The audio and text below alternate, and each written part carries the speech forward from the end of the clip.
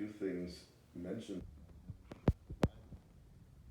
in the New Testament, but the little we know suggests that he was a man of deep faith. I've always been moved by that story in the Gospel of Matthew, where Joseph finds out that his young bride-to-be, and Mary was probably, Miriam as she was known in Hebrew or Aramaic, was probably about 15, 16 years old. She was a young girl at which time they got betrothed in that culture. And he finds out that she's pregnant. And in some mysterious way, God communicates with him and says, do not be afraid, Joseph, to take Mary to be your wife. And so they entered into this rather different, marital relationship. And out of this family comes Jesus, born into the world.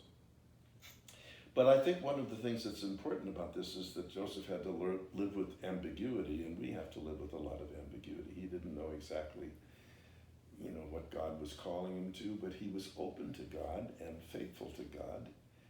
And the reward he gets from this openness to God is this wonderful son, Jesus. And I love to think about, to see these, I'm sure you've seen these statuary groups of Joseph in his woodshop and Jesus as a boy learning his trade, and Joseph teaches him how to use his tools, and Jesus, as we know from the gospel, is identified as a carpenter or a son of a carpenter, so he himself learns this trade. And there's a wonderful kind of synergy of the two of them working together, which is just very moving to me. So as we come to this Advent season, like Joseph, waiting to see what God's design is going to be in his own life after this experience of his young pregnant bride, we also wait for God's coming in new ways into our lives. And we don't know what it will be, but as people of faith, we are open, we are trusting, we have this great sense of God's love and concern for us. And so we wait in expectation and in hope. And indeed, God is busy and active in our lives. And sometimes we don't realize it until we've been through a particular moment or experience or event, and we recognize that God has been there. So that's what Advent is about. It's one of my favorite liturgical seasons because it's a season of hope.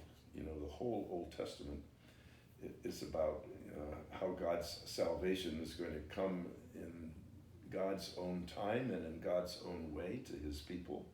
And it comes in the person of Jesus, who is the revelation of the Father. And we who are Christians live in this tradition in which Jesus has come as the fullness of God's revelation. And we wait to know more fully what that's going to mean in the life of each one of us.